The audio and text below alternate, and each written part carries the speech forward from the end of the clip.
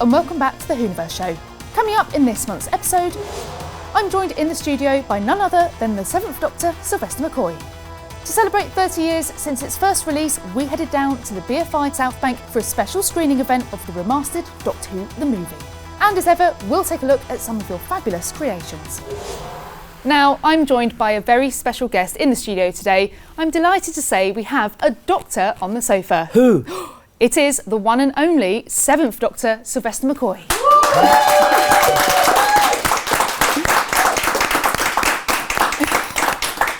It's so amazing to have you here. Thank you. My first question has to be, what do you make of our new and improved studio? Yes, it's okay, but it's not as good as my steampunk one in the Doctor Who film. And I don't like your companion at the back there. He's okay, he's house trained. Oh, is he? Yeah. Right. Now, cast your mind back to when you took on the role as the Doctor. How did you decide to play the Doctor the way you did? I hadn't seen Doctor Who in those days. In those days, there was Doctor Who went out on a Saturday. It was never repeated.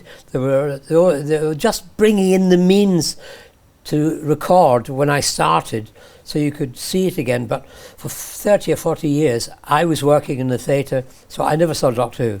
My past distant memory was Patrick Troughton. He was my Doctor way back in the middle 60s. So he was my kind of connection with Doctor Who. So luckily, the script editor, Andrew Cartmel, he was Canadian, so he wasn't that au fait with Doctor Who either. So we were both given the key to the TARDIS and said, get on with it. And so we just interpreted it from the very beginning. We weren't kind of oppressed by baggage from the past. We created our own baggage. And so we started afresh. As I arrived, because I did a lot of comedy work, I presumed, and Patrick Troughton was very much light-hearted comic person as I remembered, I brought that. But then realised I'd been handed one of the great acting roles. You could do anything with it. And realised also that I thought there was too much known about the Doctor, because when he first arrived was William Hartnell, there was all mystery. We didn't know who he was. Question mark, who? All that meant something. So we decided, Andrew and I, Cartmel, to bring back the mystery. And that was when it suddenly changed from being light-hearted and comedic into a darker one. And in order to become mysterious, you had to make the audience question if he was good, bad or indifferent. It was a lovely journey to go down to, but at the same time keeping the comedy, juggling all those balls, if you know what I mean. Yeah, it's lovely that your Doctor has this kind of duality of personality. It's something that we see a lot, in modern Doctor Who. Yes. I feel like your era kind of paved the way for the modern era of the show. Would you say that's fair to say? Yes. Yeah. Funnily enough, we hadn't, because of our ignorance, we didn't know we were paving a way. We were just doing it. We were just. So it was only years later. Stephen Moffat was chatting with him, and he suddenly turned from being a producer into a fanboy, and was going on about Doctor Who in those days. And he said to me something that I hadn't really thought about, which was that we had changed it. Before it had been more more kind of cartoon-like. Necessarily, that's what it's supposed to be. But then we came in and we made it more three-dimensional. Out of ignorance, and I'm glad we did, because we were very proud of what we did. And as you say, it was the Curger was taken up by Christopher Eccleston and all those other brilliant guys that followed on. Yeah. So let's talk about your first episode, Time in the Rani. Yes. Please tell me what it was like to work with the great Kate O'Mara. Well, it was a bit awesome, really, because at that time Kate was huge. She had been in this big American thing, and it was world famous, and she was world famous, and so it was like, ooh, and of course it was my very first Doctor Who, so I was, ooh, so, but she was such a professional. She was one of the gang, and she, after a very short time, she was no longer this great star. She was just this great companion, friend, we became great mates too because of it, and we had a wonderful time. John Nathan Turner discovered after a party, when we went filming, so we filmed before we did the studio work. When we were filming, we'd finish the filming, and John always liked a party, as we all did. And so we'd have a party, and we would do our party pieces. Bonnie, who was my companion, she, of course, being a great, West End diva, a wonderful performer, brilliant. She did, she did a West End musical, and pathetically, I played the spoons. And John Nathan Turner said, "That's good. We're going to have that in Doctor Who." And so he brought them into it. And the very first scene, I'm shooting with Kate. I find something in the machine that looks like spoons, so I get to play them all over her front. It is an excellent moment, I have to say. Tell me a bit about working with Bonnie. Well, that was great because I knew Bonnie. We had been in a kind of a rock version of The Pirates of Penzance, a very successful in Drury Lane, for 9 months before. I used to marry Bonnie every night and twice on Saturdays, and also I would dance with her. We would do an old-fashioned dance, and I would do 1, 2. She would count it out: 1, 2, 3, ouch. 1, 2, 3, ouch. Because I stood on her feet every night, but she forgave me. Anyway, so I knew her really well, and so she was a friend, and that was good. That's lovely. So it was really good. She's now done lots of big finish, and she's now been allowed to develop into the wonderful actress she is. Yeah. Looking back at your costume, because we talked about the mystery and the question marks, and you arrive onto the scene with this question mark jumper. We've got one in the studio today. Yes. Were you involved in the decision making around your costume at all? Well, in a way I was. I mean, the hat was the beginning, because when I went for the auditions, it was a sunny day in London town, and I wore my hat exactly like that to the audition, and John Nathan Turner said, "Oh, we've got to have the hat in Doctor Who." And I said, "Oh, that's great, because I go with the hat." So that's how I got the job, really, because of the hat. So that started it off. The jacket, I always thought I wanted a jacket that was had big pockets, because I thought he'd have lots of paraphernalia, he'd carry stuff, and also I'd keep the script in there as well. So that was my idea of the jacket. The trousers were the designer, the wonderful designer, his design. The pullover was John Nathan Turner's. I thought it was too much, it overstated. It was because if you walked into a room with that, people go, "Question, what's that about? What's that?" Anyway, I think his granny knitted them. That's why we had to wear them. So anyway, I thought if I ever got to the 4th season, I would get rid of it. Nearly did, but now everyone loves it, so I love it. It's fantastic. Then, what else was it? The scarf. Now the scarf I got because it was because of Tom Baker. Everyone, when people talked about Tom Baker, they talked about the scarf. I don't think Tom Baker realised he was being upstaged by a scarf, but that's the first thing they talked. So everyone thought the Doctor had a scarf, so I had a scarf. The very first one, the time in the Rani, it was tartan. Then after we did that, John Nathan Turner said, "No, I don't think we want to define you as a Scot, so could you pick another one?" And they put out all these scarves, and there was a Paisley one, so I picked Paisley, because Paisley's in Scotland. Nice. And so I got surreptitiously got Scotland in. So the scarf came in, the hanky hanging out, that was my idea. The umbrella was my idea, because when Colin was kind of damaged or to turn into me, there was a golf umbrella left there. So I thought I'd like to keep the umbrella, but I didn't. The golf umbrella was too big. So I requested a kind of a Gamp umbrella, just like that one there. And then I suggested, could you make the handle a question mark? Yeah, that's how I did it. That's how it all came together. On the subject of the umbrella, we do have one in the studio today.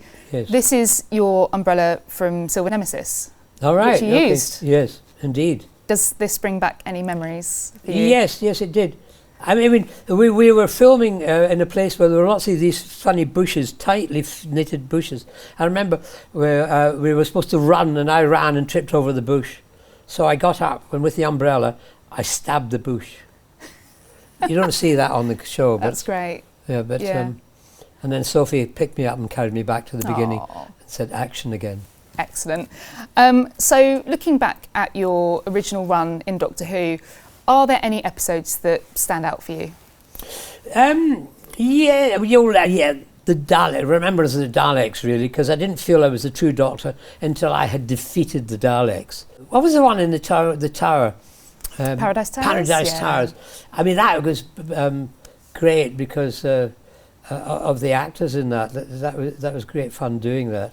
The Daleks one was definitely the number one in my mind. Yeah. And so iconic to face off against the white and gold Daleks as well, and Davros. Yes. No, it was quite wonderful too. And also, it was the first. It was historical in the sense that the first time the audience had seen a Dalek levitate up the stairs. So fantastic. That was absolutely terrifying. Yeah. Oh yes, there's another bit I quite like. There was one with all the snow, the ice, Dragonfire. That was it. Dragonfire. So good. I was very fond of a moment in that where I actually, because we did them in half hours, there was always a cliffhanger. Every episode had a cliffhanger, and in that one, I managed to actually hang off a cliff, and so I was very proud of having a real cliffhanger on a cliffhanger. Although, because it was there was only 3 episodes, but John Nathan Turner used to try and squeeze in a 4th and then hope to talk the powers that be into making it 4 episodes. He thought he'd do that, but then they wouldn't allow that one, so they cut it all down. So we lost the reason why I was actually hanging off a cliff. But still, it was a cliffhanger on a cliffhanger. So I was very proud of that. The Dalek one, that was full of incident as well. There was a lot of explosions blowing up. The reason why I also liked the Dalek one was because Ben Aronovich wrote it, brilliant writer, and it was about something. But it wasn't in your face, but it was about race. In the 80s, there was a lot of race riots and stuff like that going on, and so it was kind of reflecting, as all the Doctor Who's do tend to do, the zeitgeist of the time that we're in. It was all like that. And so we were filming under Waterloo Station in an archway, and there was a battle between the 2 factions of Daleks, both different coloured Daleks, battling each other. So they had huge explosions. And they forgot to tell anyone about this. So suddenly it was on the radio that the IRA, who were very active in London at the time, had blown up Waterloo Station. It was the Daleks. So there was smoke coming out of this tunnel. An ambulance and a fire engine and a police came down the road, and this smoke coming out. And then suddenly the ambulance stopped, and the ambulance driver's chin dropped to his chest because out of the smoke came 3 Daleks. And it was like, kind of... And also they broke windows and car alarms went off. It was a wonderful, glorious, terrible thing. Amazing. Imagine being the ambulance driver. I know, just 3 Daleks. Yes. So good. So you mentioned Dragonfire. Yeah. I personally love Dragonfire because it's the first appearance of my favourite classic companion, Ace. Oh, right. Yes. As you can see, repping the jacket today. Yes, you did remind me of something. I couldn't quite remember. I remember now. Oh, now I'm glad you explained. So tell me a bit about working with the amazing Sophie Aldred. Well, that was great, really, because I was very sad when Bonnie had left, but while we were in that season, they had various young actresses come along, and they were looking at see the chemistry between me and them to see who would maybe take over. Because, as you know, when a companion moves from one Doctor to another, then they leave, and then that Doctor gets his own companion, and that's. But for some reason, I think I have no idea why, but Bonnie left during that one, and Sophie happened to be there, so it was dead lucky, really. And they come up to me and said, "Do you think she'd be all right?" And I said yes, because we got on from the very beginning. We had we've got. I don't really believe in all this, but we were born not on the same day, but on the 20th of August. She was born younger than I. Can't believe that, can you? But anyway, so she laughed at all my jokes. She still does. It's great. We just hit it. We just gelled, really. You can really see how much you hit it off, though, on screen. You know, your chemistry is amazing, and you come across so in sync. Yeah. And very funny together. Great sense of humour as well. Yeah. What's it been like for you continuing that relationship into Big Finish and, of course, the convention circuit as well? Well, yes, no, as I say, we've become great friends. We're almost like brother and sister, really. Or, you know, I'm her older brother, and we know each. She knows me really well. She knows my quirks, how strange I am, and I know how, you know, kind of adventurous she is. And of course, you got to reunite in The Power of the Doctor as well. Yes. Years later. Yeah. And their relationship, I suppose, has changed as well. It's been a long time for Ace. What was that like for you to film? Well, it was wonderful to come back and do it. And I think Jodie is just brilliant. I mean, and she was, you know, sometimes you shouldn't meet people you admire. I did meet her, and I admired her even more. She was a joy and a delight to work with. So that was the thing, and it was great to be on screen again with Ace. It was also quite fun because Sophie filmed her bit in a cave up in the mountains of Wales, and so she was actually acting to a brick wall. She didn't notice the difference when I arrived, and so when we were in the set, she wasn't physically there. She was audibly. She was standing at the side, feeding me lines. But so that was quite interesting. But when I watched it, it was very moving. Yeah. And had you kept up with Doctor Who after your time on the show? Well, I'd always popped in and out. I mean, continuously busy, really working and doing other stuff, because I'm in The Hobbit, you know, as Colin Baker knows as well. That's from the Five-ish Doctors. Oh, yes. Which was a wonderful piece. Peter Davidson's brilliant idea. Yeah. And since then, all of the classic stories are being remastered on the collection box sets. Yeah. Have you had a chance to go back and revisit any? Yes. Happiness Patrol. Oh, nice. Yes, I saw that, and they've done some really nice things with it. They've made it more three-dimensional because it was just in the studio, but they've added bits where you can see outside the planet, as it were. And so that was really rather good. They've made the music better, the sound better, and added scenes that had been cut out, things like that. It was, much to my surprise, it's become a cult. Because when it first came out, it wasn't well received. Oh, right. Yes, it wasn't quite well received, but then now it's, you know, it's as I say, it's a cult favourite. It's very well loved. Very well loved, yeah. Now, I have some fan questions for you. Oh, right. Questions sent in by fans. Are you ready? Yes. Yes. Okay, so first one. Reign of John asks, what was the scene on set that you realised, oh my, I'm actually Doctor Who? Yeah, it was the very first scene with Kate. But I didn't feel I was fully established until I'd talked a Dalek to death. And that kind of comes a lot later as well. You've kind of had this journey, and then you've got this amazing scene where you do this speech, and it's quite angry, unlimited rice pudding and all that, you know. Over the, it's a real journey, I wish I'd improvised that, but it was written, I have to admit. Yeah, it's a fantastic moment. Yeah. Reese Folan says, are there any monsters from the newer series that you would have loved to have faced? Yes, I suppose the Weeping Angels. You know, they're really kind of great. I was actually in Norway doing a thing in an English bookshop, and in Norway, it's so dark when you come out. You know, you come out, all the light in the bookshop, and the lights kind of bleeds onto the pavement, but everything else is very dark. And I came out, and there was this church and this steeple, and there was an angel on it. And it looked just like a weeping angel. And so I kind of looked at it and tried not to blink and walked out into the middle of the road and nearly got run over.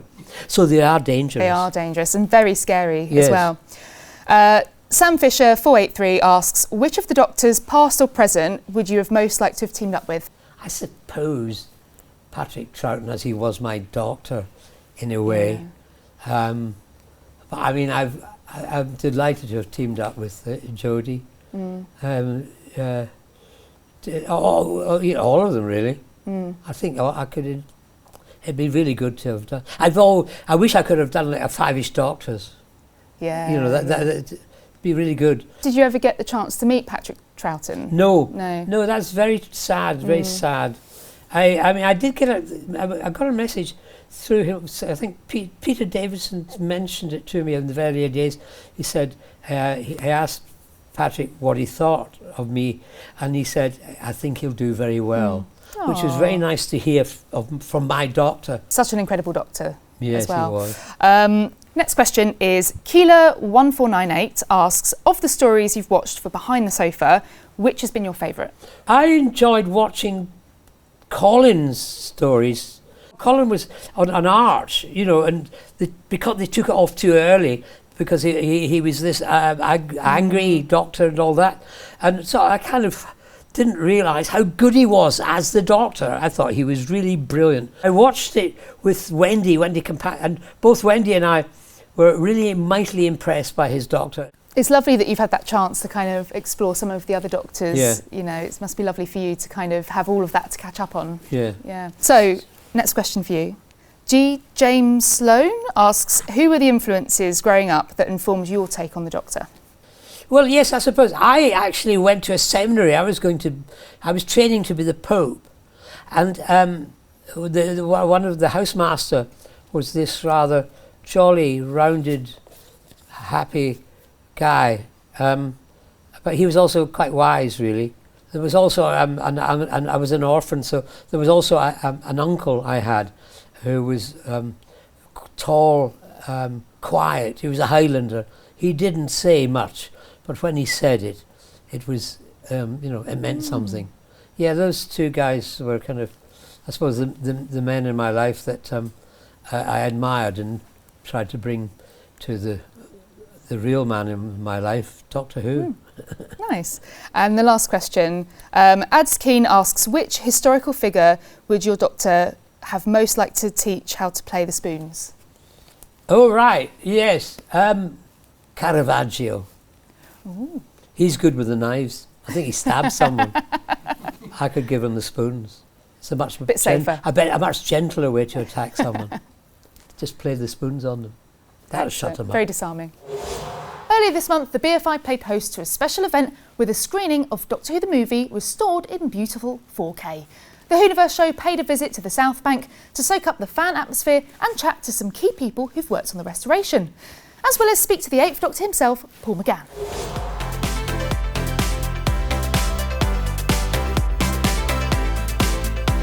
I really love the TV movie. I love its 90s-ness, I love its campness. There's a lot of little things I had just never noticed before. Seeing the 4K was so good, and in particular, my favourite TARDIS, just seeing it on the big screen, so yeah, amazing.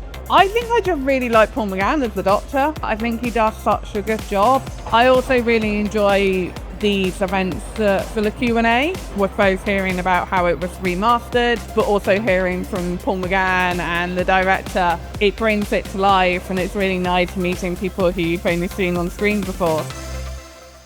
I kind of assumed that what we're about to see was an improvement, a restoration on the thing that they put out on the television, when in fact they actually took the original negatives and they've gone, shot by shot or setup by setup, and restored it from the negatives, which is a different matter entirely. The main source for me was the 2-inch dubbing multi-track tape. We're in UK Doctor Who, all those have gone. My job really is to replicate the original mix as closely as possible, but obviously make it bigger. So when we're in the theatre and Puccini's being sung, there's a big sort of theatrical atmosphere around it. We also had a load of boxes of all the clean dialogue takes, so there's a few lines I've replaced. So for instance, Grace looks into the Eye of Harmony, and she looks and says, "Doctor, I'm blind." You can barely hear that line in the original. So I went back to the original rushes and chose a different take and drop that one in, so you can really hear her now say, "Doctor, I'm blind." I'd never heard that line before, but it's there now. Watching it back today, it was a bit nerve-wracking, because all those creative decisions you're making about the grade and the edit, because it wasn't a straightforward edit, you can't hide from it anymore. It's just there on the big screen. Thankfully, everything was in its right place and it all looked good, so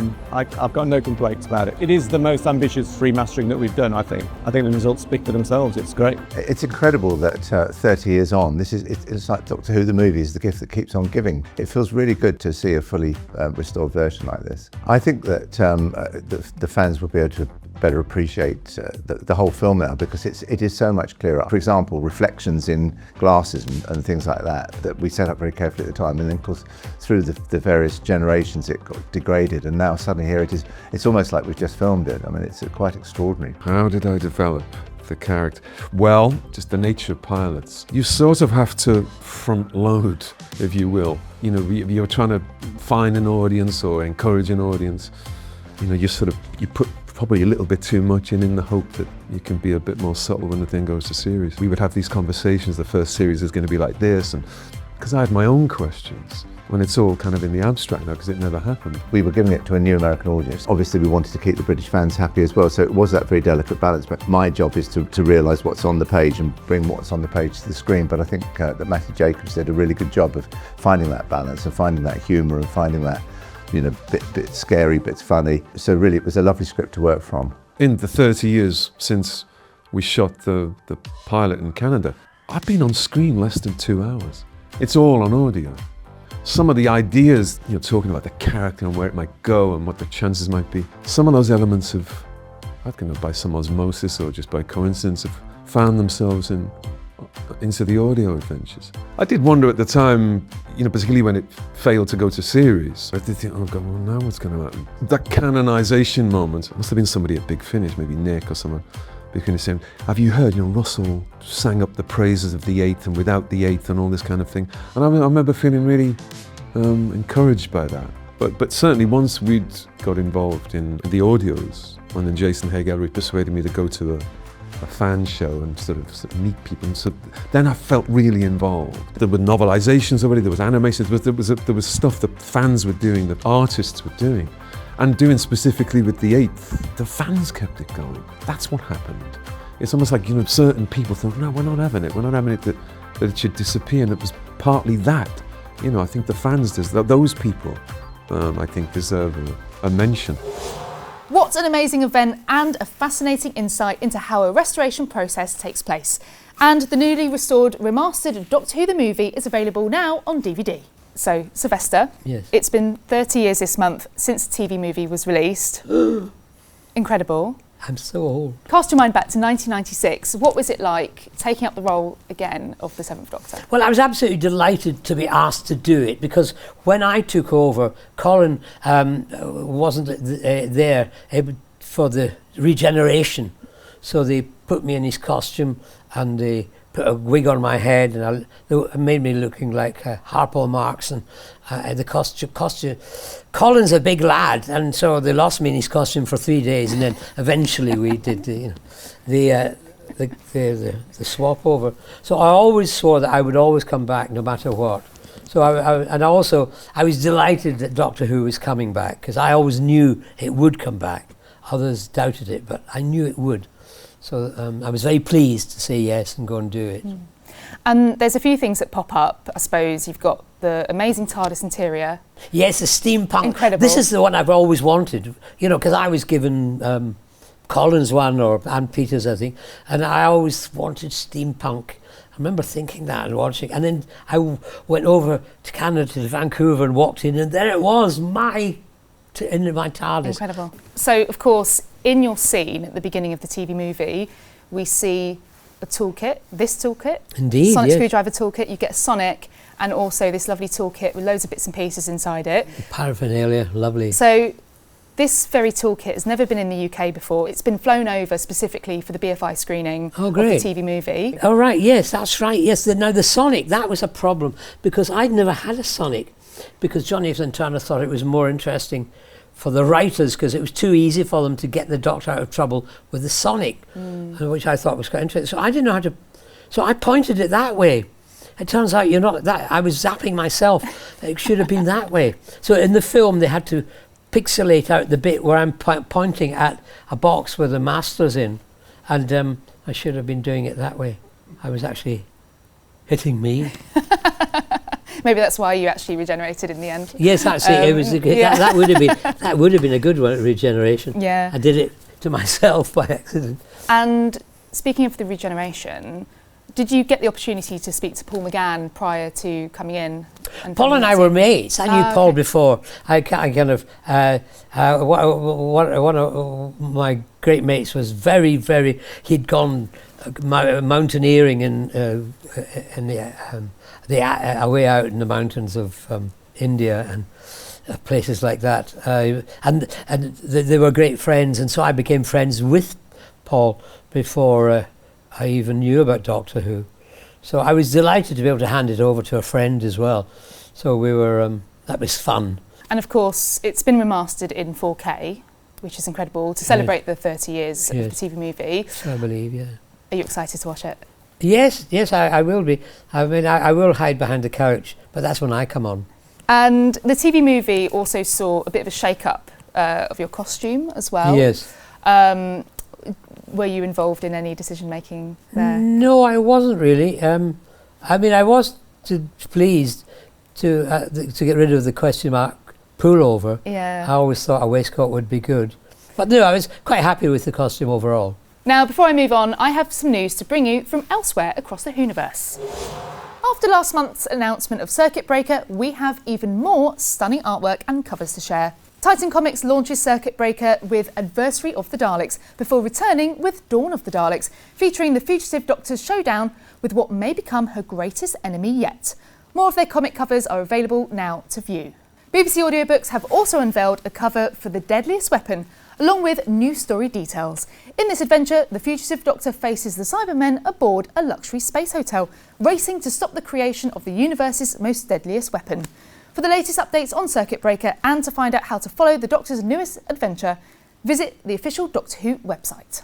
Osgood needs you. If you haven't already, you can join UNIT over on the UNIT HQ website, where Osgood and her assistant Andrew need your help tackling missions and investigating a mysterious energy signature appearing on objects in the Black Archive.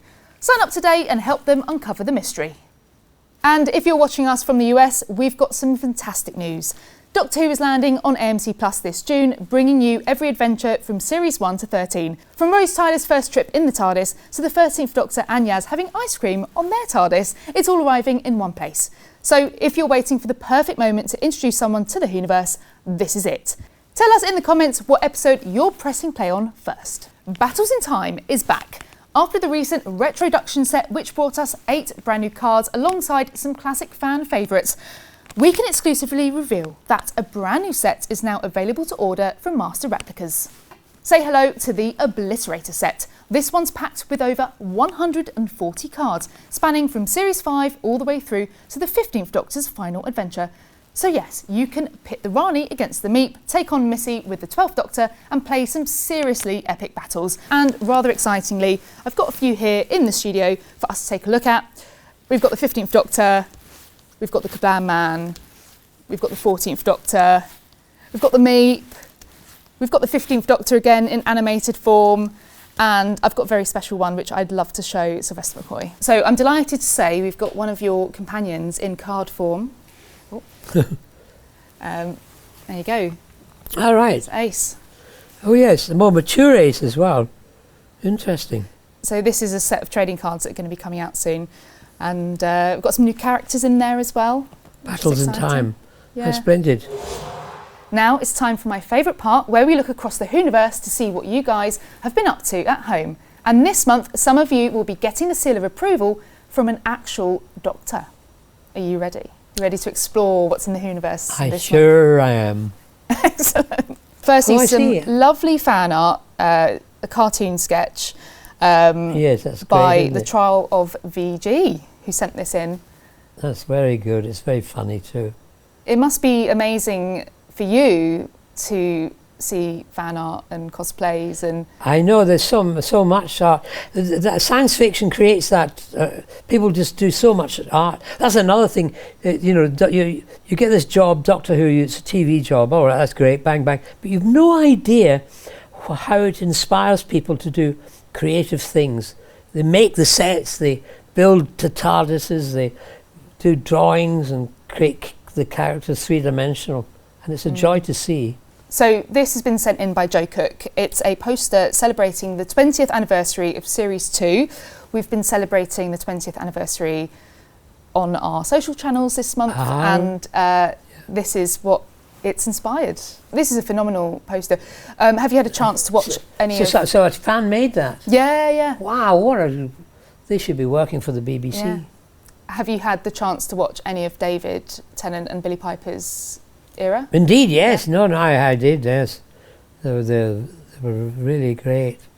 Billy, I could see influence that Ace had on Billy's character, and she was wonderful too. So next up, artfully Liam has created this incredible line drawing of Paul McGann Yes, to celebrate indeed. 30 years of the TV movie. Indeed. Quite menacing. Yes, I very think good. Paul McGann is also a fairly mysterious doctor. I He would is, say. yes, he is, yes. And it's good that he's got to do more Doctor Who in Big Finish. Yeah. This video has been sent in by Artistic Alec, an incredible mosaic art of the TARDIS. Yes, Van Gogh. In Holland they call him Van Gogh. Van No, Gogh. America they call him Van Gogh, and in Holland they call him Van Gogh. We call him Van Gogh, and then the Americans call him Van Gogh. That's great, isn't It's it? lovely, isn't it? Is that a mosaic? Yeah, yeah, How brilliant! yeah. That's brilliant. I'd quite like I that. know, it's amazing what people do, Yeah. and hopefully they go on to make a living out of it when they inspired by Doctor Who. Yeah, amazing. Lastly, we have a cosplayer, Alex Hoovian, 1999, who's put together their Yes, he seventh reminds Doctor. me of someone. It's very good, whoever it is. He reminds me of. I Excellent. actually, for a second, thought it was me. What has it been like for you going to conventions and seeing fans dressed up as you? Well, yes, it's great. It's amazing, really. And they have competitions, you know, afterwards, and who's the best one. I entered one once and came in third. I mean, also the joy of conventions is not only seeing people in my costumes, but in other people's costumes, and the monsters' costumes and the characters. And some of them are astonishing, the work that goes into them. And you just think, how wonderful that people have, they love it so much, and that what joy it gives them making this stuff, and what joy it gives us to give them the joy of saying how wonderful it is. The Guardian ran a thing a year or so ago, the 10 best Doctor Who costumes. Ooh, okay. And number one was that one. Was it? Yes, and they said it wouldn't look out of place in a Gucci catwalk. I can see that. I can see that. Yes, Yeah. well, yes, so I'm off to Paris tomorrow. Well, I look forward to seeing your appearance on a Gucci catwalk very soon. Coming soon. Coming soon. Thank you so much for joining us today. It's been a pleasure to have you in the studio. Thank you very much. Thank you. It's been great to be here. And that brings us to the end of another month on the Whoniverse Show. Thanks again to Sylvester for joining me in the studio, and for you guys for sending in questions. As ever, keep your eyes on the Doctor Who Instagram page for your chance to submit questions for future guests. Don't forget, click below to subscribe to the official Doctor Who YouTube channel.